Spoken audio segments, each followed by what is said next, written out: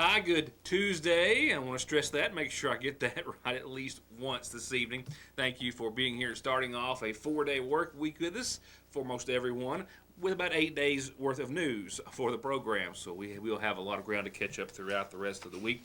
Tonight's coverage includes backing up to the Montgomery County Fiscal Court meeting this past Friday. We'll talk baseball and softball semi-final action tonight and get you caught up on scores there as the regional tournaments are well underway. And an update on the man that was being sought after last week by the Johnson County Sheriff's Department after that horrific incident that took place in, of course, their department. We'll have that and much more to follow. I had a camera at the Montgomery County Public Library Board meeting earlier today, a special session, and just literally a long list of news and information to once again cover before we leave you for the weekend. Speaking of which, weather-wise at least, as far as completely clear, dry days in your forecast, those are coming to an end. It's not going to be a washout. We're still going to see the 80s and some sun, but also a chance of showers making its way back into the forecast, actually as soon as later on tonight. And I've got a push of some rather cool air making its way into the forecast as we were looking at last week. We'll talk about all of that in just a few moments. A part of the fiscal court coverage also will include the county-wide cleanup campaign dates, which are set to start next week, mind you. We'll have that actually. They will start this week. As I check my calendar for the second time. We'll get to all of that in much more detail in just a few moments. I'm glad to come into the studio this evening, and after checking with Montgomery and Johnson County authorities, that it was a relatively quiet and calm Memorial Day holiday weekend in regards to accidents, injuries, or any other cause of emergency. That's not something that you can always come in and say after a holiday, but indeed we can today. In other parts of Kentucky, of course, there were some serious incidents and accidents, and the most serious of which was a young life that was claimed after an ATV accident in Laurel County, where the Sheriff's Department says that sometime yesterday evening around 7, a four-wheeler was being operated and traveling south when it was going down a hill and did not make a left-hand turn or negotiate the curve to that direction, and then the ATV went over an embankment and then struck a tree as it overturned.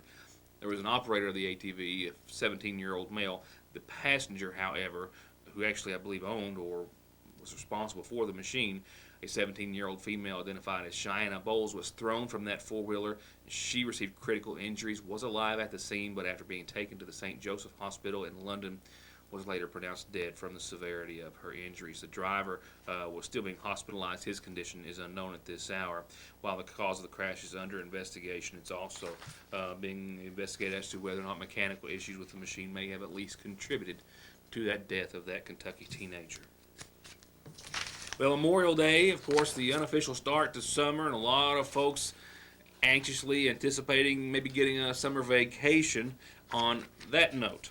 The most recent May 24th testing for bacteria levels in the Myrtle Beach area showed a number of 557. Now, to put that in perspective, those results were taken at the 24th Avenue North area, and that's the oceanfront location just 3 blocks from the Breakers Resort, where a long-term no-swim advisory is permanently placed in the area.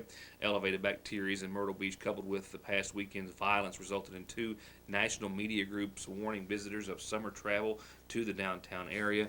Myrtle Beach continues to struggle with various drainage areas showing elevated bacteria levels in the Myrtle Beach ocean waters.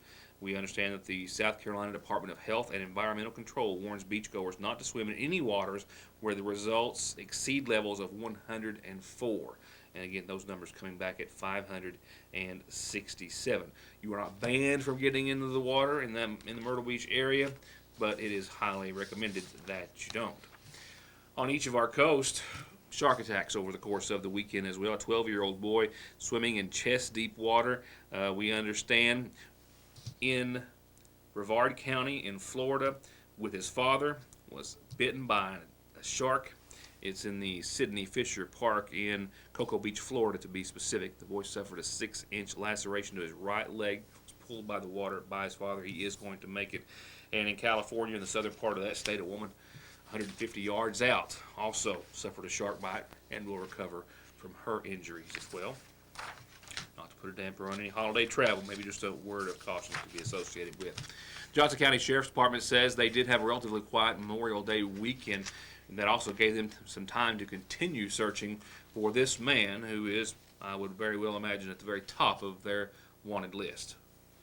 So right now we're still actively looking for him. He does have his 10-year-old and his 13-year-old daughter with him. And just based on watching the video and his demeanor in that video, that we have concerns, of their safety, and that's our number one priority, is to try to get them, to a safe place and put him in jail where he obviously needs to be. Everything's still there? No, sir. No. Why would you have a warrant? I should not have a warrant. And you do.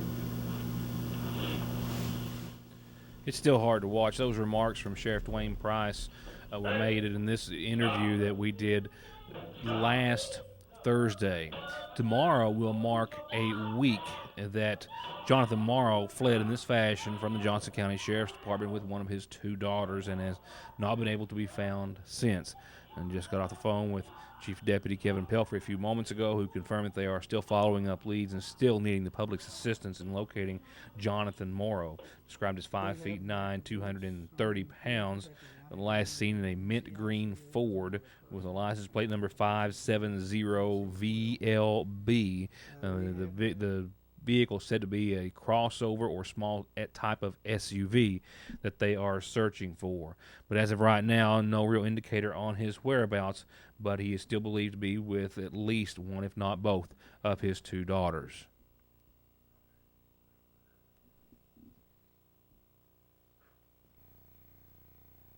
Hey everybody, come check out our Pets of the Week. This is Cole, and 3 words that describe Cole the best are sweet, loving, and an attention hog. Okay, maybe more than 3 words. Nevertheless, a very gentle guy who will keep you entertained. And Ace is the love bug of the shelter. He came in severely underweight, and now that they've put 20 pounds on him, he's ready for a home. He loves everybody and wants a home that will give him all the love and attention that a family dog deserves. If you'd like to give them a forever home or to learn more about how to adopt, donate, or volunteer to walk, pet, or even transport an animal to the vet or to their new home, call Whiskers or Wags, the Johnson County Animal Shelter at 297-PETS.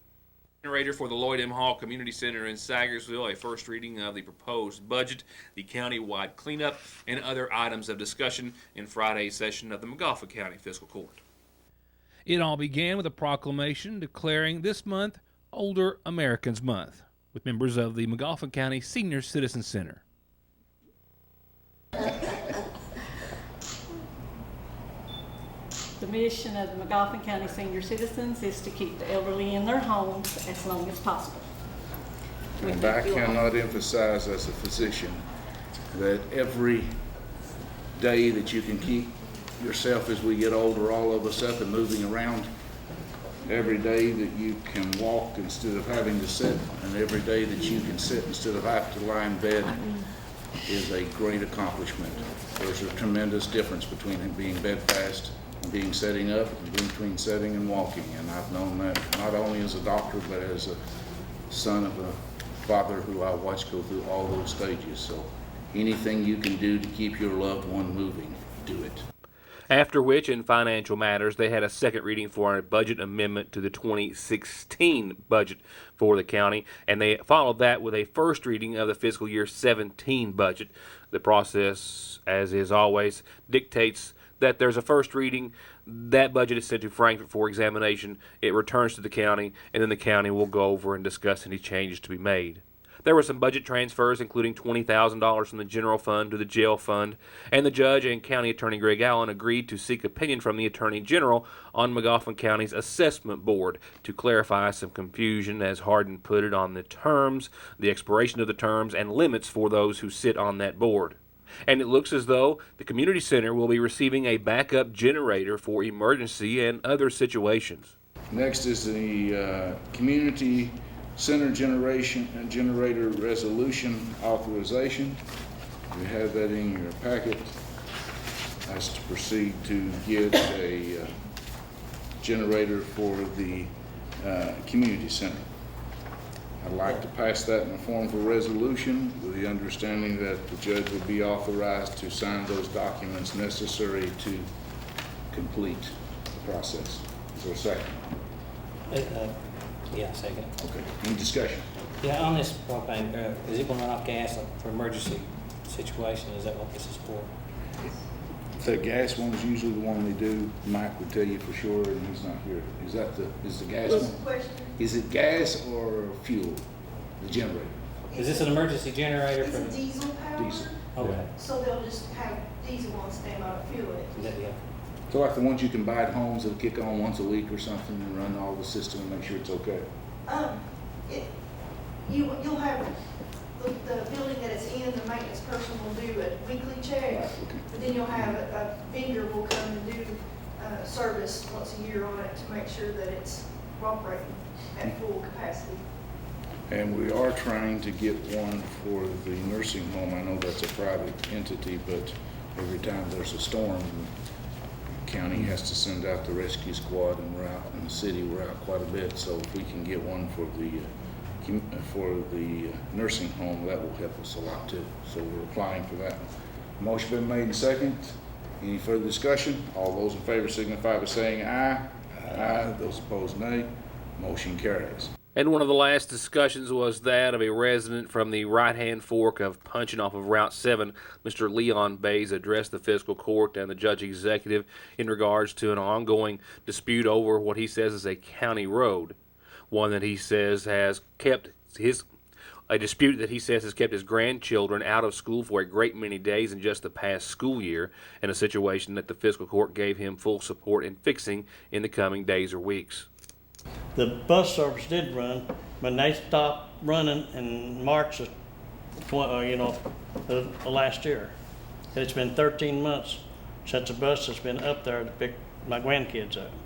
I've got 3 grandkids going to school and no bus service. And they missed over 44 days, and one of them missed over 50 days of schooling. I'll find out where he is on this project. As soon as this, whatever little project they've got left, we will come up there and start. You will Well, not what I have- couldn't understand is We just, will go, we'll move whatever we have to move, and then you may have to defend me in court, Ray, but we're gonna go up and get stuff our way, we're gonna fix it. Right, but as what you're saying, that the litigation that's going on is on damages. It ain't about whether the road's a road. It's a county road. The county road was established years ago. Okay, So that's fine. just on the damages issues. It was recognized that the litigation over this road had been ongoing for more than 40 years. So a few moments ago at the top of the program, I mentioned that the county-wide cleanup starts in just days, and as I was staring at my, it's been a holiday, as I was staring at my calendar for the month of May, the 6th was on a Friday, obviously. I've since corrected that. The county-wide cleanup does start next week, and it continues for 3 weeks thereafter. For residents in Magisterial District 1, the county-wide cleanup starts next Monday, the 6th through the 10th. The following week, the 13th through the 17th, it is for District 2, and then June the 20th through the 24th, it is District 3. And I'll have that on the calendar and announce and remind you, certainly between now and then. But for the first round, it is for District 1 residents, and that does start next week. So the County Road Department is going to stop by and pick up items as long as they're out beside the road on your date and time from 8 till 3 p.m. And that includes items such as appliances, washers, dryers, bulky items, furniture. They cannot pick up household construction, such as materials like insulation, windows, wood, etc. They will pick up tires if they're not on the rims, and they cannot pick up hazardous materials. If you have any questions, call Solid Waste Coordinator Frankie Collett, 496-6179. I've also got the phone numbers here for each respective magistrate and the County Road Department. I'll get all those posted and on the screen since I've got a few days. Just keep in mind it all starts next week for District 1. A whole lot happening on tonight's McGoffin Farm Bureau community calendar. I just got word that from Kearney Free Will Baptist Church that they have canceled their picking and grinning for the month of June with everything that's going on, but they'll be back at it, I'm sure, before you know it. But picking and grinning, just so you know, not for the month of June at Kearney Free Will Baptist. Just in from North McGoffin Elementary, their site-based council has a special meeting set for tomorrow, 4:30, in the school's conference room. North McGoffin site-based, tomorrow, 4:30. And the pool is open. Well, tomorrow at least. I've gotten word that the Ramey Park pool will be open beginning tomorrow. That's right, just in time for the summer heat. The phone number, which is not published because it's a seasonal phone, it's one worth remembering or noting down, 349-5102. I'm sure we'll have an announcement about swimming lessons and other things going on at the Ramey Pool before you know it, but it opens tomorrow. The second annual Gullet Reunion is coming up Saturday, 11 o'clock at the First Shelter in the Ramey Memorial Park. All relatives and friends are invited, and please bring a covered dish with you. 11 o'clock Saturday in the Ramey Park for the second annual Gullet Reunion. A big change for this announcement that we had for the latter part of last week. The Royalton Trail Town Committee meeting for tomorrow is still going to happen, but two big changes. It is not going to be at 6 at District 3. Instead, it's going to be early in the morning, 9 o'clock, and they are going to meet at the Festival Bottom there in downtown Royalton. So everyone come out and help them prepare because, believe it or not, this weekend is the second annual Royalton Rail Trail Festival. So they're meeting tomorrow, 9 o'clock in the morning, in the Bottom. The theme, Submerged, Finding the Truth Below the Surface for Vacation Bible School at Sagersville First Baptist Church. And that's going to begin Monday through the 10th, 6th through the 10th, mind you, 5:45 nightly until 8 at the Sagersville First Baptist Church. Told you I had a lot going on the community calendar. Oh, and just a reminder, I'll kind of skip past it there, but the first annual Sagersville Fire Department Horse Show is coming up not till the 25th of this month, so you've got time to either support or put it on your calendar and get ready to attend. If you've got a birthday, anniversary, or an announcement like you just heard tell me, we'll tell everyone for free. All you have to do is mail, email, Facebook, phone, fax, drop it off here at the Your News Today studio on East Maple Street in Sagersville. And that's all it takes. Turning to funeral services, brought to you by the McGoffin County Funeral Home. Services were held yesterday for 91-year-old Alka Patrick of Lexington, who passed away on the 27th, formerly of McGoffin County. She survived by sister Catherine Dyer. Burial was at the Kendall Arnott Cemetery at Oakley. Once again, in honor of 91-year-old Alka Patrick.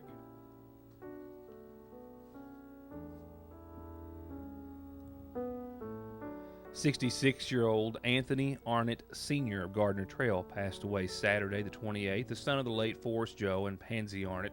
He was married to Joan Patrick Arnott, who survives. He's also survived by sons Anthony Tony Arnott Jr. and Donnie Patrick and daughter Wendy Joe Dobson. Services for Anthony Arnott were held earlier today.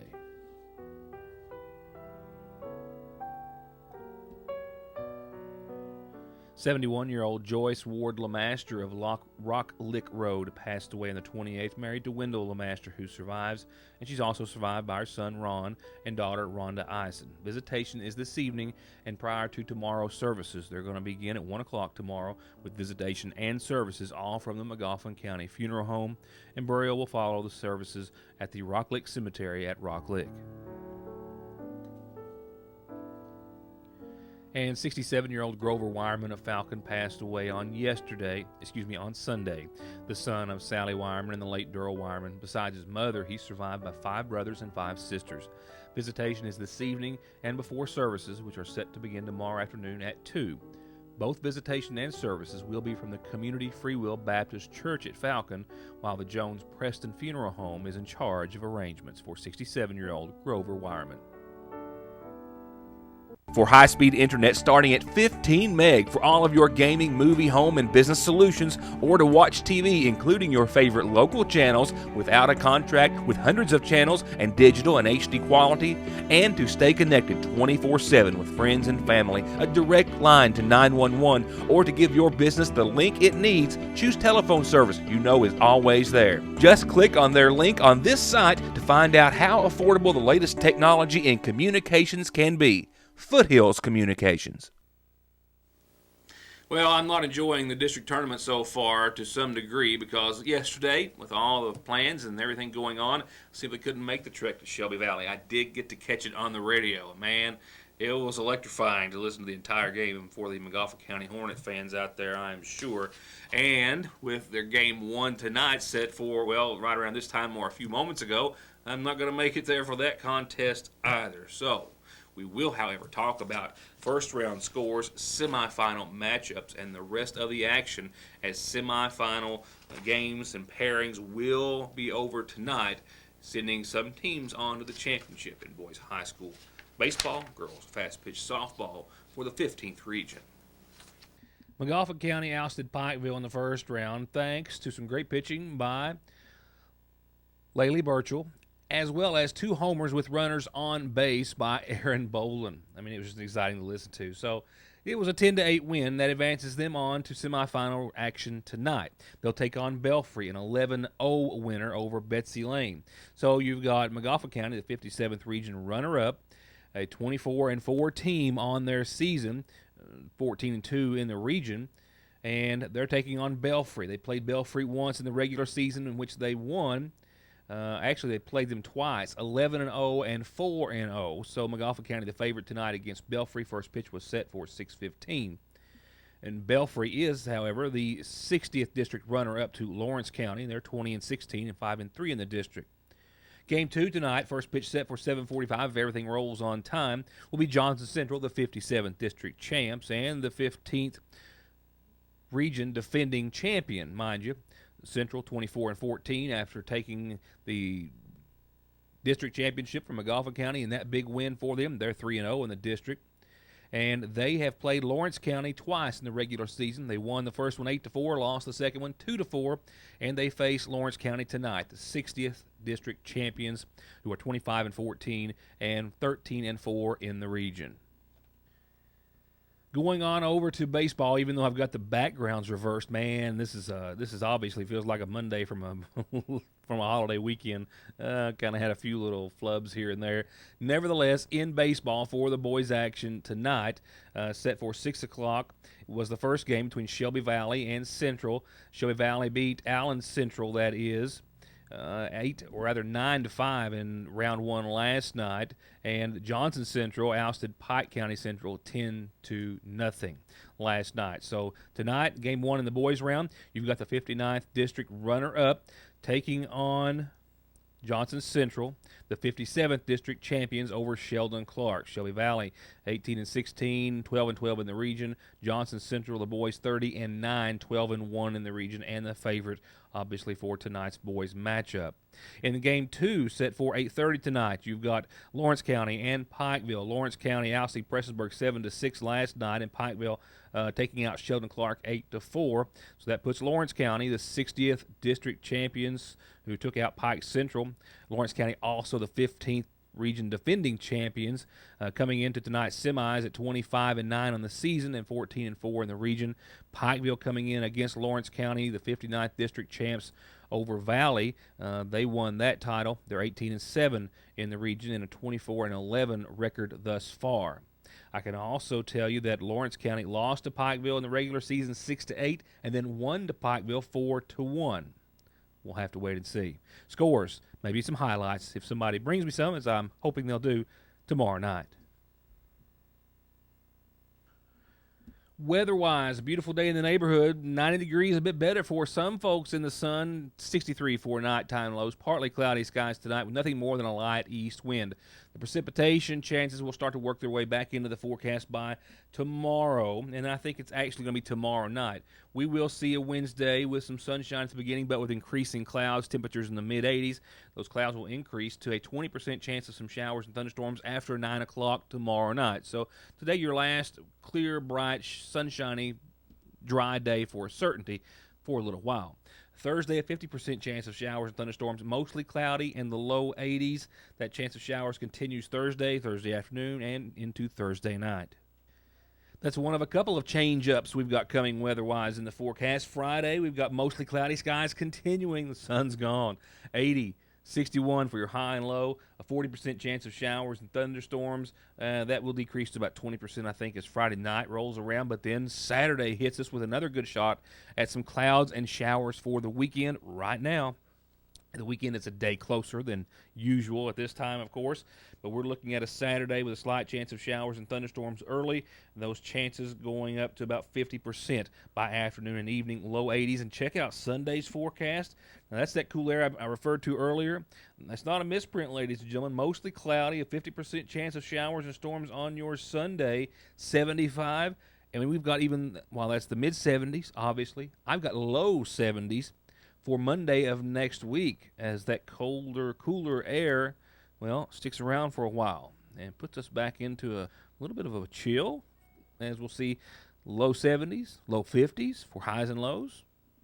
We'll start off another new month tomorrow with another new show full of news that you're only going to see right here on Your News Today. Thank you all for watching. Enjoy the rest of your beautiful Tuesday evening. We'll see you next time.